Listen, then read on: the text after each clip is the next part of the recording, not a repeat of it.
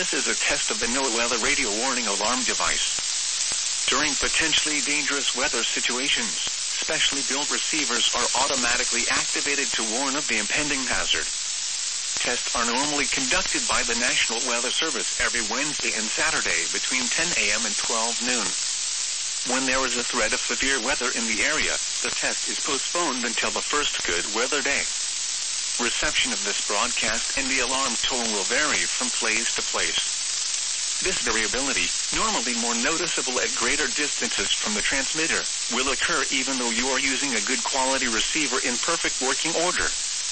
The warning alarm will be activated for severe thunderstorm, tornado, and flash flood watches, and for severe weather warnings affecting the following counties in the KIH 54 listening area: Bibb, Blunt, Chilton, Coosa, Jefferson, St. Clair, Shelby, Tuscaloosa, and Walker. This has been a test of the NOAA weather radio warning alarm device. We now return to our normal programming.